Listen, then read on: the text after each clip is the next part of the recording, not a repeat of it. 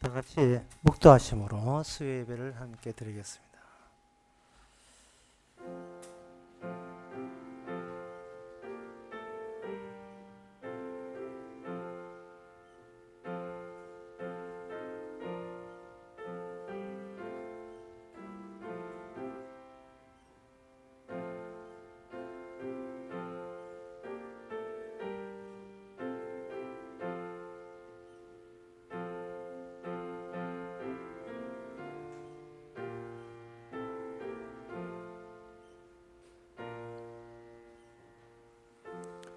내가 만민 중에서 주께 감사하오며 열방 중에서 주를 찬송하리이다. 대저 주의 인자는 크서 하늘에 미치고 주의 진리는 궁창에 이르나이다. 하나님의 주의 진리와 주의 자비가 온 하늘에 가득 찬데 우리는 그것을 못 느끼고 그것을 알지 못하고 살아가고 있지는 않은지요. 이 시간 말씀을 통해서 실제로 하나님이 어떻게 일하는지를 다시 한번 깨닫는 시간 되게 하옵소서. 예수님 이름으로 기도합나이다. 아멘. 찬송가 187장 합시다.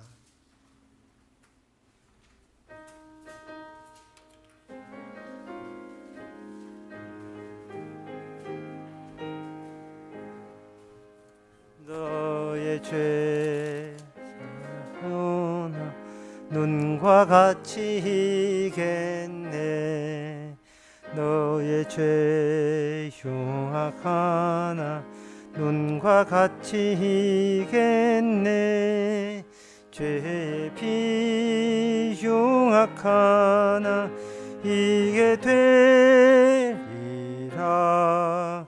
주홍빛 같은 내 죄 주홍빛 같은 내 죄 눈과 같이 이겠네.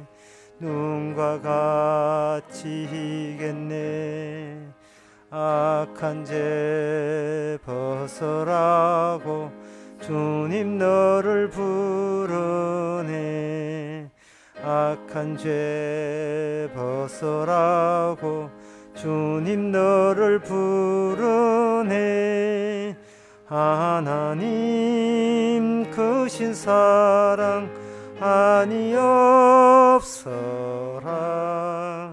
악한 죄 벗어라고 악한 죄 벗어라고 주님 너를 부르네. 주님 너를 부르네. 너의 죄 사해 주사 기억 아니하시네. 너의 죄 사해 주사 기억 아니하시네. 불쌍한 사람들아 오라 하시네. 너의 죄 사해 주사 너의 죄 사해 주사 기억 아니하시네. 기억 아니하시네. 이 시간 한 마음으로 기도합시다. 세상을 의지할 것이 없는 자는 더 이상 슬퍼할 것도 없습니다. 슬픔이라 하는 것은 세상을 기대하고 세상을 의지하고 세상 속에 뭔가 있는가 하는 자에게는 슬픔과 마음의 고통이 찾아옵니다. 선지자처럼 사도처럼 살다 보면 슬퍼하지도 않을 것을 슬퍼한 그러한 모습을 알 수가 있습니다. 주님이 만든 세상에 감사하며 살도록 다 같이 기도합시다.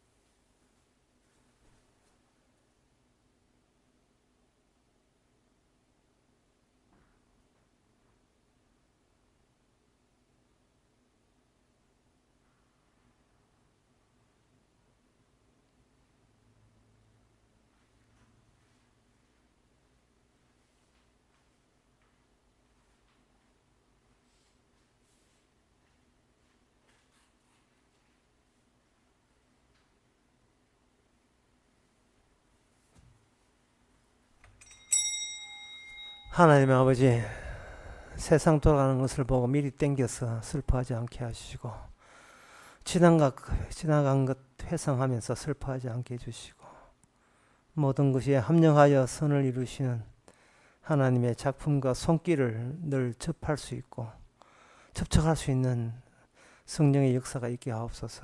예수님의 이름으로 기도합나이다. 아멘.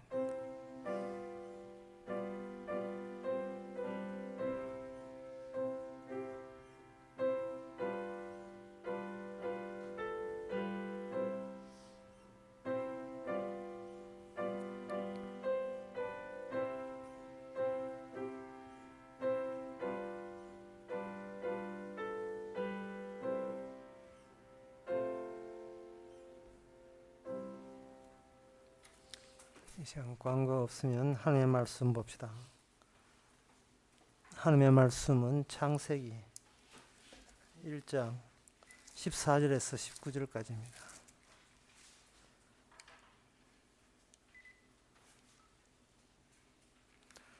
창세기 1장 14절에서 19절을 제가 읽습니다. 하나님이 가라사대 하늘의 궁창에 광명이 있어 주야로 나뉘게 하라. 또 그 광명으로 하여 징조와 사시와 일자와 연한을 이루라. 또 그 광명이 하늘의 궁창에 있어 땅에 비치라 하시고 그대로 되니라. 하나님이 두 큰 광명을 만드사 큰 광명으로 낮을 주관하게 하시고 작은 광명으로 밤을 주관하게 하시고 또 별들을 만드시고 하나님이 그것들을 하늘의 궁창에 두어 땅에 비치게 하시며 주야로 비치게 하시며 주야로를 주관하게 하시며 빛과 어두움을 나누게 하시니라. 하나님이 보시기에 좋았더라. 저녁이 되며 아침이 되니 이는 넷째 날이니라. 아멘. 넷째 날은 첫째 날에 있었던 그 둘째 날에 있었던 그 궁창에 대해서 안에 실 내용을 채우는 식으로 그렇게 되어 있습니다. 그 내용 만들기에 그렇게 되어 있습니다. 비어 있는 궁창을 채우는 식으로 되어 있는데 뭐로 채우느냐? 시간으로 채우는 겁니다. 이 세상을 시간으로. 여기에 하나님께서 그 15절에 보면 광명을 하여 징조와 사시와 일자와 연한 그것은 바로 하나님의 시간을 두고 이야기하는데 시간으로 이 세상을 가득 채우시는 겁니다. 그런데 이 시간으로 가득 채운다는 말은 우리 제일 마지막에 만든 인간의 입장에서는 이것은 하나님께로 가는 길이 우리 인간의 힘으로는 차단되어 있다는 것 같은 겁니다. 인간이 아무리 노력해도 별이 있는 그 궁창 너머로 갈 수가 없습니다. 근데 그 별이라는 것은 뭐냐? 별은 하나님의 그 창조의 원리를 표현하는 거거든요. 별만 표현하는 것이 아니고 달도 그러하고 별도 그러하고 해도 그러하고 그리고 제일 중요한 것은 제6일째에 만드는 인간도 하나님의 창조 원리를 표현하게 되어 있습니다. 표현하게 되어 있는데 그 인간이 그 별과 달과 해와 더불어서 함께 하나님의 창조를 표현해야 되는데 인간이 그 표현한 것을 만약에 잃어버렸다, 놓쳐버리게 되면 세상은 누구의 표현이 되느냐 하면 인간 본인의 표현하는 장으로 이 세상이 그렇게 왜곡되게 해석이 되고 이해되게 되어 있습니다. 자기 표현이죠. 자기 표현. 인간이 하는 그 모든 것이 자기의 존재, 내가 왜 꼭 있어야 되고 살아야 되는가 하는 것에 대한 설명이 인간의 해석이 되고 행위가 되고 행동이 되고 생각이 되는 겁니다. 로마서 1장에 보면 사람들이 하나님을 안닫고 우기면서 그 하나님을 표현하는 방법이 일월성신과 관련되어 있어요. 해와 달과 별 이런 눈에 보이는 것들을 그걸 신으로부터 왔고 표현한다는데 그 표현을 그것은 별이 원래 표현하는 것, 달이 표현하는 그 표현이 아니고 그 내용이 이미 인간 자신의 잘남과 나는 꼭 살아야 된다는 그것을 설명하기 위한, 정당성을 보장하기 위한 그러한 신이요. 뭐 성경에서는 우상이라 하죠. 신이고 그게 세상에 대한 해석이고, 그게 오늘날에서는 그걸 사이언스, 과학이라고 그렇게 얘기합니다. 모든 과학은 인간은 왜 필히 존재할 수밖에 없는가? 자기 존재를 정당화하는 쪽으로 모든 과학은 그런 쪽으로 전부 다 정답을 내리고 있습니다. 물은 왜 흐르는가? 전기 사용하라고 물이 흐른다. 이런 식으로 이제 해석하는 거죠. 예. 해석을 하는 겁니다. 감은 왜 갑이 열리는가? 인간 따먹으라고 감이 열렸다. 이렇게 해석하는 겁니다. 감 따먹어서 뭐 할 건데? 감 따먹으면 인간이 오래 사니까. 살아서 뭐 할 건데? 그건 몰라. 살아서 뭐 할, 그건 몰라요.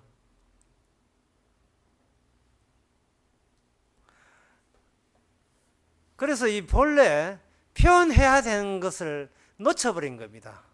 놓친 그 정도가 아니고 가려워져. 나중엔 인간이 위주로, 인간 자기 위주로 나다 보니까 하나님의 창조 원리가 인간의 존재성으로 말미암아 이게 가리워져 버린 겁니다.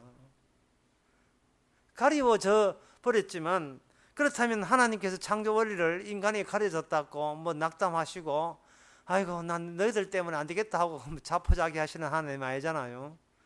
그래서 하나님께서는 해와 달과 별 이런 것을 통해서 하나님이 인간에게 차단막 역할을 하고 있는 그 시간이라는 것을 하나님께서는 인간 위주의 시간이 아니고 하나님 위주의 시간으로 이걸 변경하는 작업에 이제는 대자연을 동원시키면서 이제 해 나가시는 거예요. 이걸 이제 풀이하는 게 굉장히 어려워요. 이걸 풀이하는 것을 우리가 이걸 이해가 되려면 우리는 먼저 뭘 알아야 되냐 하면은 세상에 있는 모든 대자연이 하나님과 관련되어서 있다는 사실을 먼저 생각을 해야 됩니다. 쉽게 말해서 나하고 관련된 게 아니에요. 하나님하고 관련된 겁니다. 이래 이야기하면 여러분 저는 무슨 취지인지 잘 모르겠죠. 제가 쉽게 말씀드리면 이렇습니다. 가정에 청소년하고 부모가 같이 산다면 엄마 아빠는 안방에 계시고 애는 자기 방에 있다가 어디 밖에 나갈 때 몰래 안 나가요. 엄마 내 잠깐 친구 만나러 나갈게 하고 누구한테 안방에 있는 그 엄마 아빠한테 이야기하고 나가죠. 그 왜 이야기하고 나갑니까? 그냥 나가면 될 텐데. 엄마 아빠 예속돼 있다. 본인의 존재는 엄마 아빠 앞에 아직까지는 예속된 거예요. 청소년이니까. 그래서 일일이 다 그렇게 되는 겁니다. 그렇게 청소년이 학교에 갔다. 교무실에 가서 선생님 다음 시간은 자습입니까? 다음 시간은 뭡니까? 다음 시간은 생물 선생님 오늘 출근 안 했다는데 체육할까요? 이런 식으로 학생이 교무실에 가서 선생님 묻지요.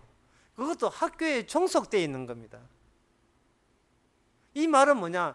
자기가 거주하는 이 세상이 자기 위주로 돌아가는 게 아니라는 것을 본인이 이해를 하는 거예요. 청소년은 부모하고 이렇게 집에 있을 때 이 집은 부모 집이지 내 집이 아닌 거예요. 나는 부모한테 종속되어 있는 자식이기 때문에 어디 나가도 걱정 안 하기 위해서도 이야기를 하고 10시까지 들어올게요 하고 이야기하고 나가듯이, 우리는 평소에 어떤 일을 할 때에 하나님한테 물어봅니까? 하나님 오늘 내 퇴근 어디 외출을 하는데 11시까지 하나님 들어올게요 이렇게 물어봅니까? 그게 가지고 무시로 기도하라는 게 그 이야기거든요. 주인을 인정하라는 거예요. 이 세상의 주인을 인정하라는 거예요.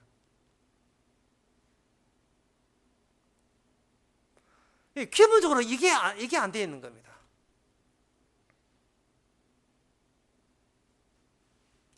예를 들면 어떤 목사님이 개척교회를 하는데 교인이 한 3명이다 합시다.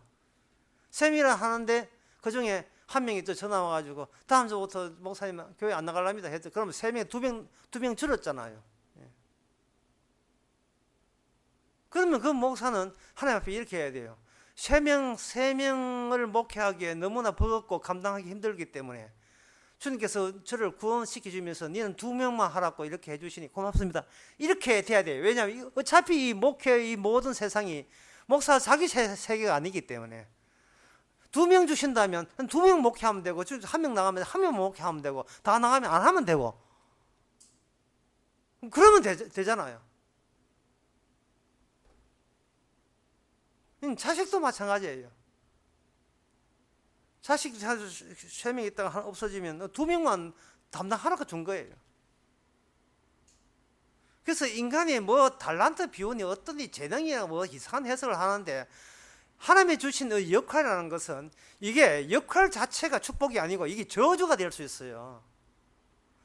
주신 역할 속에서 원래 주인 속에 내가 예속되어 있다는 것, 그것을 발견하면 되는 겁니다. 마치 해와 달의 별이 하나님 앞에 예속되어 있듯이 들풀과 채소와 과수원의 과목이 전부 다 하나님 앞에 예속되어 3번째 날에 예속되어 있듯이 이번 4번째 날에는 해와 달이 예속되어 있고 6번째 날은 인간들이 예속되어 있는 거예요.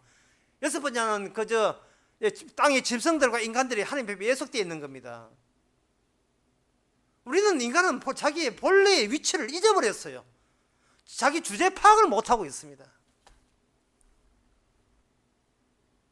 제가 언젠가 몇 번이나 그런 이야기 했어요. 뭐냐면 복음을 모르고 기독교를 모르고 이게 주님을 모르는 사람들이 뭐렇고 이렇고 저렇고 뭐 기독교가 어떠니 뭐 인문학 강좌하는 사람들 뭐 이렇게 주장하고 뭐 내가 보기에는 예수는 이렇다 기독교 이렇게 하는데 제가 그 사람한테 그만 묻고 싶은 게 있어요. 뭐냐면 어딜 봐서 네가 인간이냐 말이죠. 예? 어딜 봐서 네가 인간이냐 말이죠. 절에서 한 사람한테 묻고 싶은 게 중한테 묻고 싶은 그게 언제부터 네가 인간이라고 네가 스스로 생각했냐 이 말이죠. 주님 앞에 예속도 안 되면서 그 인간이겠습니까? 그들은 말하기를 살아있다는 거예요. 그럼 살아있는 것을 안방에 가는 엄마한테 부모한테 물어봐야죠. 엄마 내가 지금 움직이는데 내가 살아있는 거야? 안 그러면 죽어 있으면서도 내가 지금 사는 척하고 있는 거야? 이걸 물어봐야 되는데 오늘날 현대인들 옛날 사람도 마찬가지지만 이게 물어볼 사람이 없어요. 물어볼 사람이 지 마음대로 살아요. 그 당시 왕이 없으므로 보기에 각자 소견대로 행하는 겁니다. 어디 이게 뭐 불교 신자한테만 이야기하겠어요? 이게 오늘날 소위 신자를 꾸기는 사람도 마찬가지 아니겠습니까? 모든 일에 대해서 물어봐야 되는데 통고하고 보고하고 결제받고 이게 없어요. 이게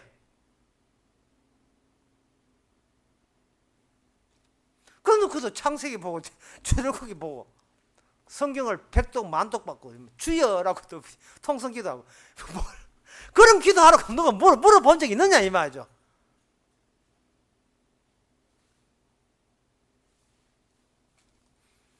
다시 말씀드리겠습니다. 세상의 모든 사조가 과학이라든지 모든 이 분위기 인간들끼리 모든 분위기요. 이건 한국과 홍콩, 중국, 필리핀, 미국도 마찬가지, 러시아도 마찬가지, 모든 사는 분위기가 이게 뭐냐 하면은 누구한테 물어볼 사람이 아무도 없이 자기 위주로 잘못된 해석을 하고 있는 겁니다. 그런데 그 해석은 어디에 묻혀 있는가? 그런 가운데서도 하나님께 해와 달을 별을 통해서 시간이라는 차단막으로 하나님과 인간 사이를 꽉 하고 눌려놨어요. 그게 무슨 뜻이냐 하면, 이 말이 어렵죠. 이게 무슨 뜻이냐 하면, 아무리 인간이 상상 너머의 세계를 생각해도 그 나오는 것은 그 소망이라는 이름의 속임수에 불과합니다. 소망이라는 이름의 속임수. 쉽게 말해서 언젠간 되겠지. 가다 보면 되겠지. 갈 때까지 가다 보면 뭐가 나오겠지. 이걸 내자로 뭐라고 하냐면 이걸 개혁주의라고 합니다. 개혁주의는 어떤 해답은 아무것도 없어요. 갈 때까지 가보겠다는 거예요. 갈 때까지.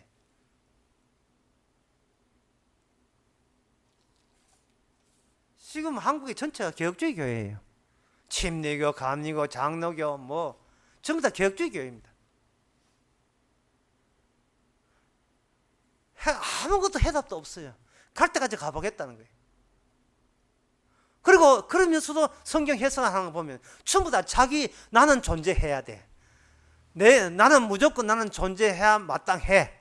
이런 쪽으로 우리 교회는 안 망해야 돼. 우리 교회는 커야 돼. 전부 다 우리 가정은 행복해야 돼.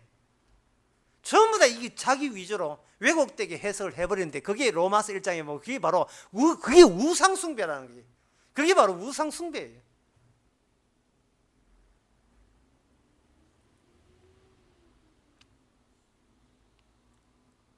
자기 소망이라는 그 속임수를 자기가 자기한테 적용시키고 있습니다.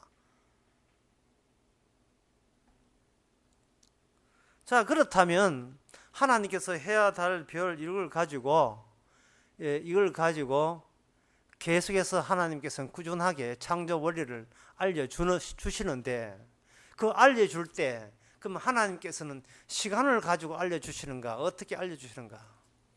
시간이라 하는 것은 인간은 자기의 타고난 소망 때문에 시간을 넘어설 수 없어요. 갈 때까지 가보겠다는 겁니다. 갈 때까지가 뭐냐? 그게 시간이에요.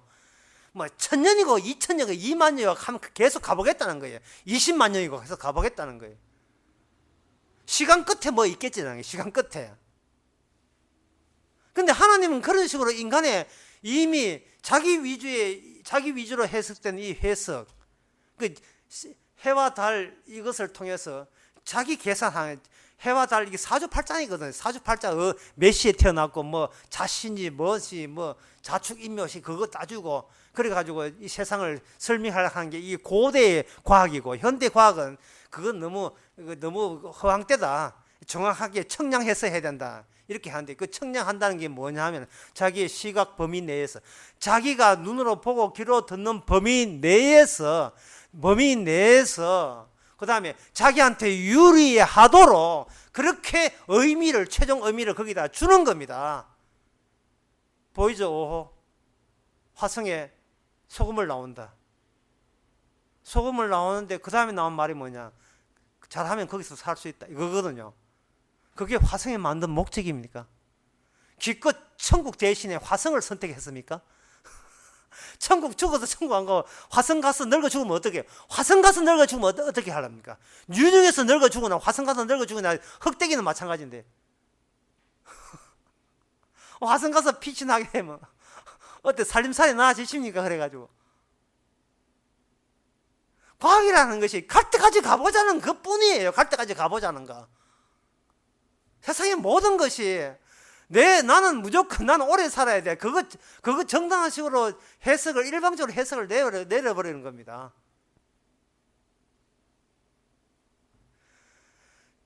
달과 지구의 움직임을 청량해서 뭘 알았는가? 조수간만에 잘 알아요. 그 조수간만에 잘 알아서 뭐 하는가? 진도 가가지고 모세의 기적 구경하겠지요. 모세의 구경하면서 자가용을 해변가에 놓아두겠지요. 놓아두면서 과학적으로 조수간만에차를 아는 사람은 자가용을 해변에서 멀찍이 둘 것이고 그렇지 않고 과학시대에 살면서 그 모세의 기적 구경한다고 바빠가지고 밤에 자고 있으니까 조수간만에차에 그 빅문 큰 게이트 말고 큰 달 이 시대에 해변가에 물질하게 자동차 빠져본대.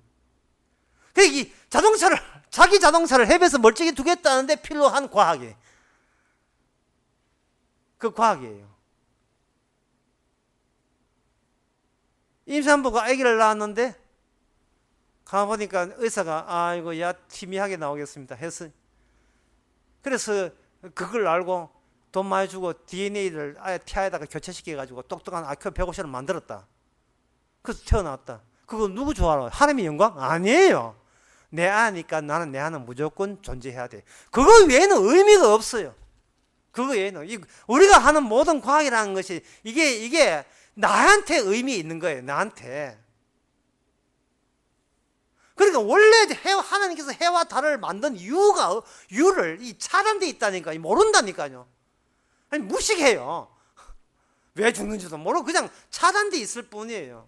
이제 그 시대에 살고 있습니다. 우리가 자기 좋아라고 살고 있는 거예요. 그러고 난 뒤에 그걸로 만족합니까? 내일은 더 나아지겠대. 내일은 뭐 내일의 해가 뭐 뜰 것이야. 뭐 뜨겠지 뭐. 예. 내일은 희망찬 내일이겠지 뭐. 그러든지 뭔가 안 그러면 들고 가자면 살다 보면 살다 보면 하든지 안 그러면 행진하든지. 그러다가 나이 80 넘어서 행진 소리도 안 나와다 죽어, 자는 밤 죽어보고 어디로 간지도 몰라. 어디로 사라진지도 모르고. 기껏 한평생 사는 게 자기만을 위해 살아놓고 뭐 하나님 앞에 하나님 운합니까? 그렇다면 하나님의 본래의 이 해와 달을 어떻게 운용하는가? 시간 속에 하나님의 원래의 창조의 시간을 여기다 담습니다. 그게 뭐냐? 시간이 아니고 때라는 거예요. 카이로스 때. 때를 집어넣어요. 때가 되면 이 때를 움직이는데 대표적인 것이 바로 마태복음 2장 2절에 나옵니다. 유대인의 왕으로 나신 이가 어디 계시냐? 우리가 동방에서 그의 별을 보고 찾아온다.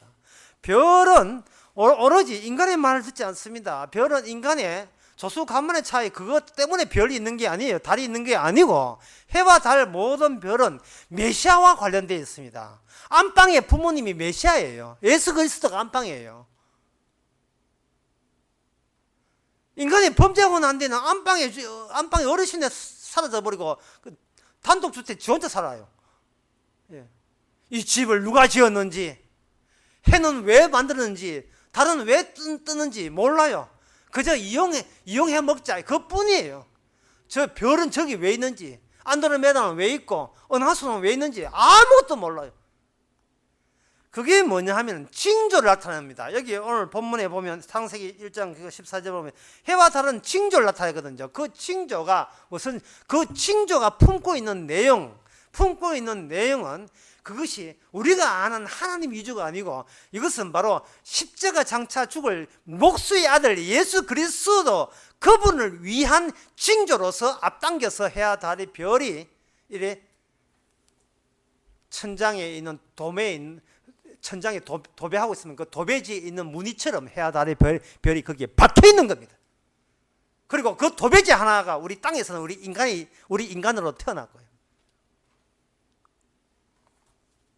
민수기 24장 17절에 보면 내가 그를 보아도 이때를 이양이 아니며 내가 그를 바라보아도 가까운 일이 아니로다. 한 별이 야곱에서 나오며 한 홀이 이스라엘에서 일어나며, 하나님께서는 이 별에 관한 한 별이 뜬다는데 그 별과 관련해서 이 지상에 별을 뽑아내는, 별을 보여주기 위해서 먼저 사전 조치로 이스라엘이라는 민족을 애굽에서 분리시켜서 광야로 행진하게 만들었습니다. 그리고 그 이스라엘의 주변 이방인들이 달려들게 만들었어요. 달려드는 모압이라든지 달려드는 그러한 주변의 이방 민족과 그리고 여기 있는 이스라엘과 합체가 될 때, 하나가 모일 때, 그때 별의 가치가 원래 별에 통해서 하나님께서 말하고자 했던 창조의 원리가 비로소 이게 밝혀집니다. 민수기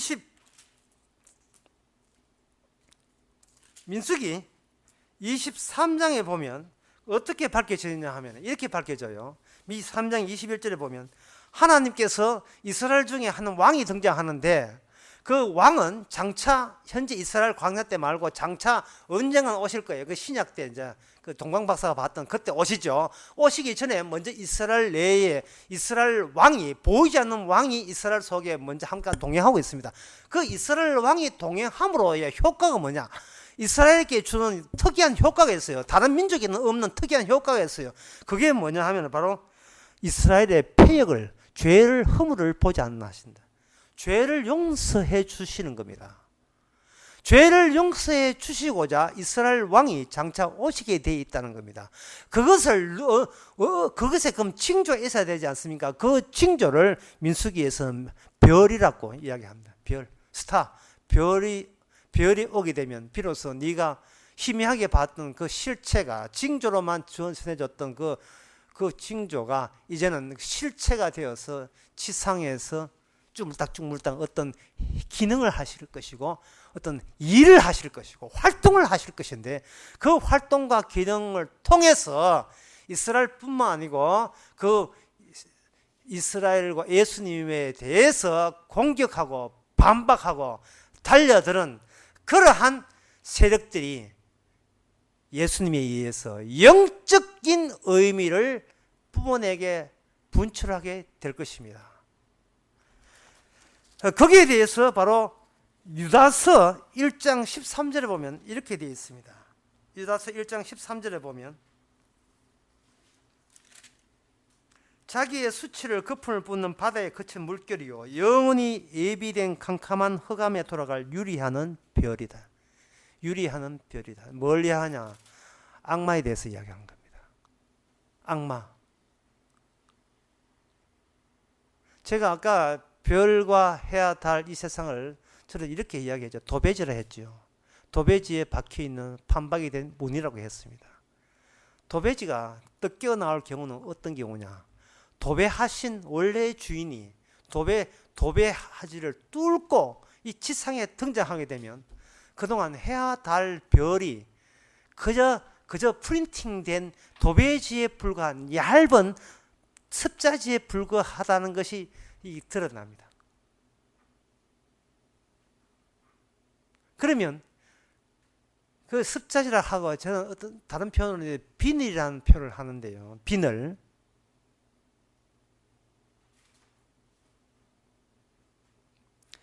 이 비늘이라는 해와 달 별 이런 것을 비늘이라고 표현한 이유가 인간도 하나의 물고기의 배면에 붙어 있는 비늘처럼 얇다는 것을 저는 그렇게 표현하고 싶어요. 인간이 지금 두께를 가지니까 지 잘났다 하는데요. 주님 앞에서는 그냥 하나의 비늘 또는 인광, 반짝이가 흩어지면서 반짝이는 반딧불, 인광하는 것은 이렇게 공동묘지에 뼈 있는 데 보면 밤에 다 푸석푸석하는 게 있죠. 그냥 뭐 푸석푸석하는 거 자른 불빛 또는 어항에서 늘 분출되고 있는 산소 공입방울 같은 거. 그것이 지상에서 위로 떠오르게 되죠. 그게 온천에 떠오르게 돼요. 이게 마치 휴가하는 것처럼 떠오르게 되는 겁니다. 비늘처럼 반짝이면서 비늘하는 것은 그 자체로 아무 의미 없다 이런 뜻이에요. 제가 비늘을 표시하는 것은 고기가 중요하지 그 붙어있는 비늘 한 방에 뭐 중요합니까? 인간은 누구한테 붙어 있을 때 그때 비로소 의미가 생기는 거예요. 그렇지 않으면 인간이 자기가 대단한 줄 알고 있어요. 저 통영에 가보세요. 거북선 모양 해놨는데 거북선 모양 지붕에 보면 뭔가 거북선 모양이 뭐 또 붙여놓은 게 있죠. 그처럼 인간이 더덕더덕 붙어있는 그 기하 조각 뭐 하나 그거 지하지 않아요. 인간은 어디 붙어있을 때 인간의 의미가 있는 겁니다.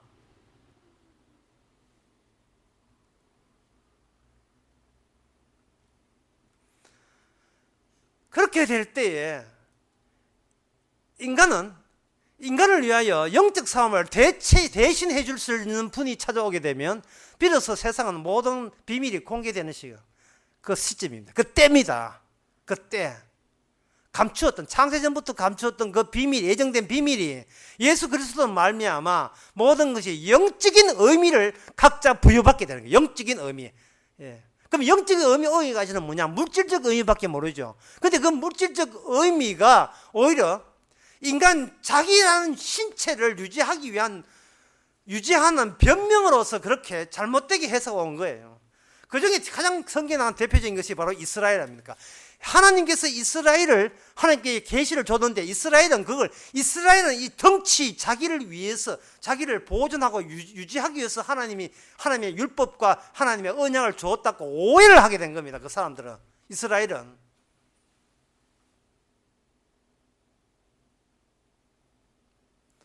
이스라엘은 왕을 뽑아내기 위한 거예요. 왕을 뽑아내기 위한 마술사가 급은 이렇게 천 속에서 자 보세요 애들은 가라 해놓고 쭉 해놓고 할 때 자 여기서 뭐가 나올까요? 해놓고 거기서 뽑아내니까 비둘기가 그 검은 천에서 비둘기가 속 뽑아내듯이 이스라엘 자체는 검은 천에서 그 예수 그리스도라는 최후의 남은 자 주님의 메시아를 뽑아내기 위해서 이스라엘에 있을 뿐이에요.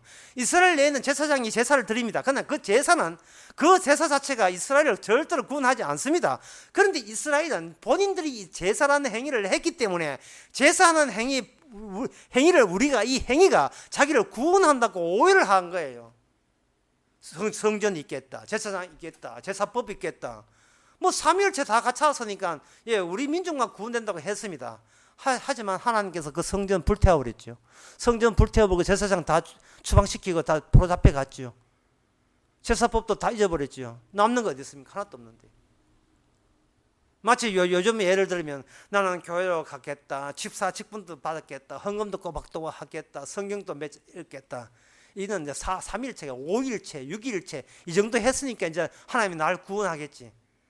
그게 바로 자신이 비늘에 지나지 않는 걸 모르고 한 소리예요. 지는 기껏 해와 달과 별 그거 하나밖에 안 돼요. 그 자체 우리는 나를 표현해서는 안 됩니다. 표현돼야 될 게 따로 있는데 따로 있는 것은 우리가 그걸 따로 있는 걸 놓쳐버렸어요. 잊어버렸어요. 그걸 잃어버렸어요. 잃어버리고 잊어버렸습니다.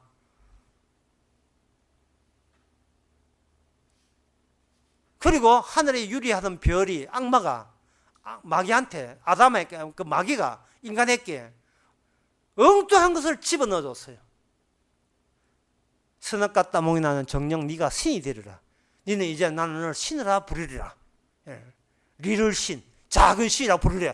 이러니까 마귀가 그걸 심어줬거든요.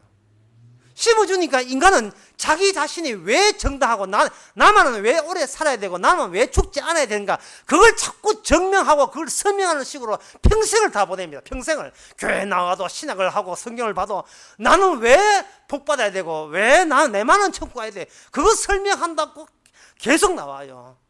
맨날 묻는 게 목사님 저 예정된 거 맞습니까?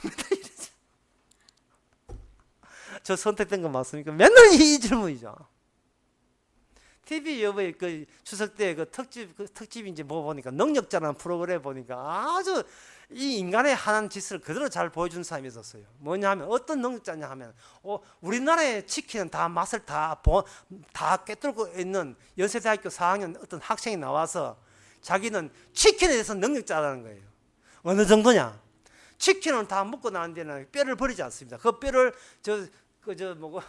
싱크대가 씻어가지고 뼈를 맞춰가지고 혹시나 이 치킨집에서 한 마리를 빼지 않았는가 뼈들을 이렇게 조립을 해보니까 그 조립 뼈로에서 어떤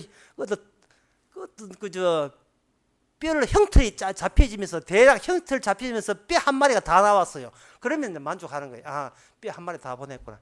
그 뼈 묶고 그 뼈 씻어 가지고 요건 요 위치에 있고 요 위치에 있고 요 위치에 있고 위치 한 마리 다 되는 게 그걸 뼈의 복원이라고 하는데 뼈를 복원해요.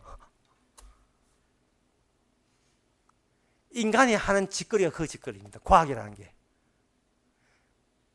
내가 알고 있는 거 가지고 신을 찾아가고 내가 알고 있는 거든 내가 왜 존재하고 나는 정당하게 존재하고 나는 왜 잘났는지를 그걸 증명하기 위해서 주변에 있는 모든 정보들을 모아가지고 조립하는 겁니다. 누구 좋아랐고 자기 좋아랐고 일어나는 모든 사태를 자기가 더 살아야 되고 자기만큼은 훌륭하다는 것을 증명해주는 증명거리로 전부 다 그걸 다 수집해요.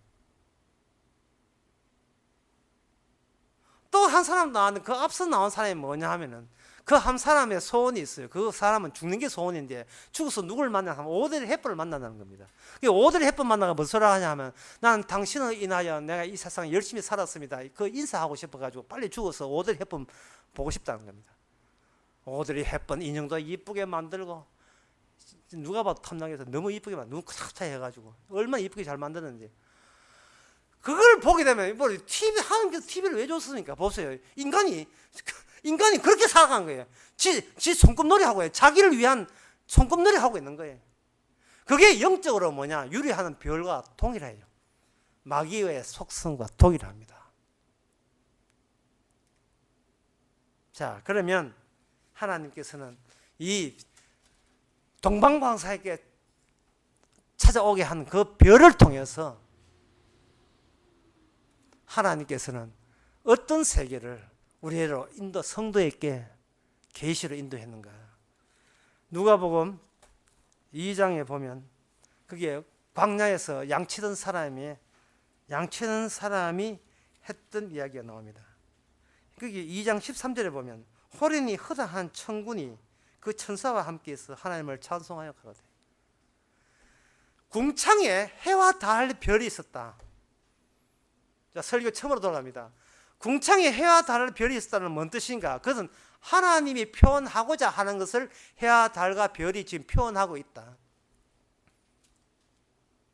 하나님이 뭘 표현하냐? 하나님의 창조 원리를 표현한다. 창조 원리가 뭐냐? 장차 이 시간이 끝나는 날에 이 세상을 만드신 그 주인공 되시는 분이 이 땅에 오신다는 그 사실을 증거하고 있다. 마치 청소년에게 안방에 어르신이가 따로 있는 것처럼 이 세상의 어르신이라는 바로 예수님이 어르신이라는 것을 보여주기 위해서 해와 달이 배려 있는 겁니다. 그런데 인간이 범죄함으로 말미암아 이제 그 도배지는 뜯겨 나가야 돼. 해와 달, 별 다 뜯겨 나오고 때가 되면 그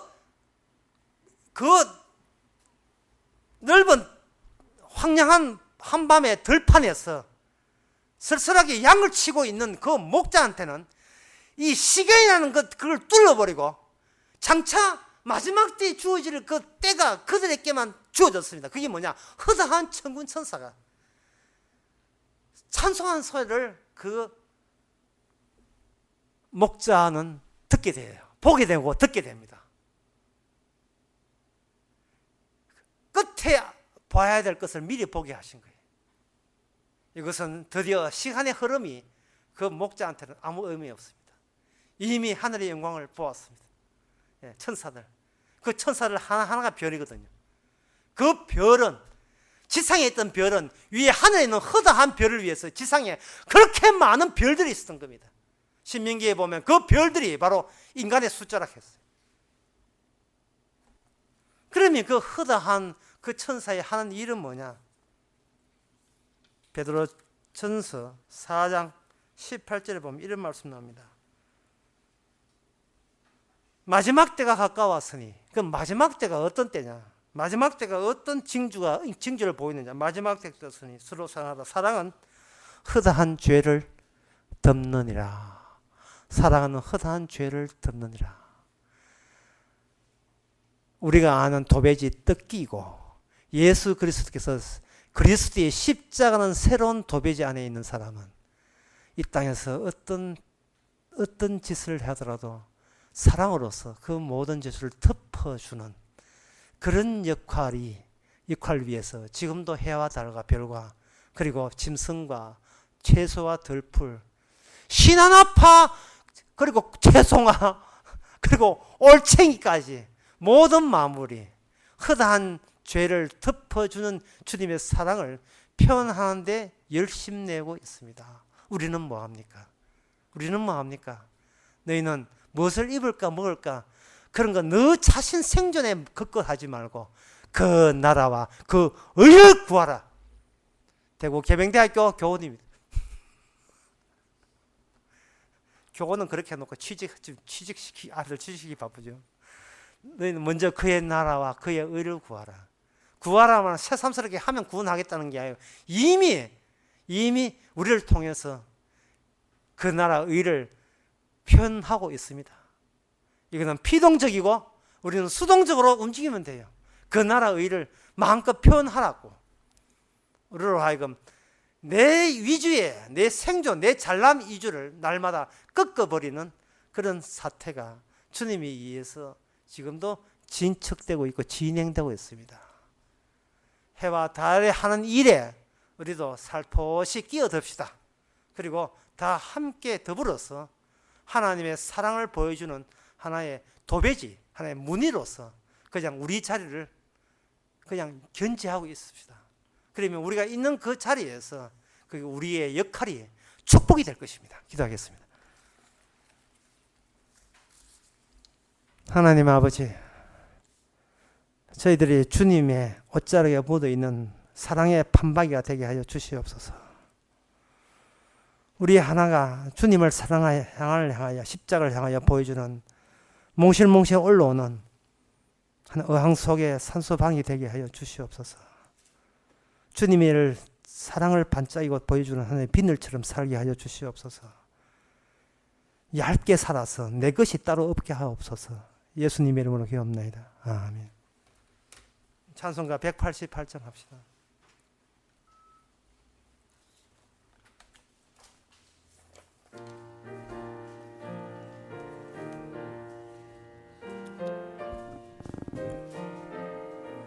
만세 반석 열리니 내가 들어갑니다. 창에 허리 상하여 물과 피를 흘린 것 내게 효염되어서 정결하게 하소서. 내가 공을 세우나 은혜 갚지 못하네. 쉼없이 힘쓰고 눈물 근심 많으나 구속 못할 죄인을 예수 홀로 속하네. 빈손 들고 앞에 가 십자가를 붙드네.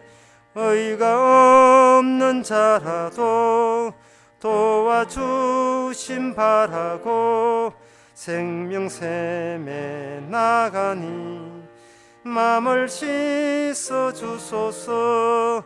살아 생전 숨쉬고 죽어 세상 떠나서 거룩하신 주 앞에 끝날 심판 당할 때 만세 반석 열리니 내가 들어갑니다. 아멘. 기도합시다. 지금은 우리 주 예수 그리스도 은혜와 하나님의 크신 사랑과 성령의 충만하심이 진실로 합력하여 선을 이름을 온몸으로 체험하는 모든 성도에게 주 이름으로 축원하나이다. 아멘.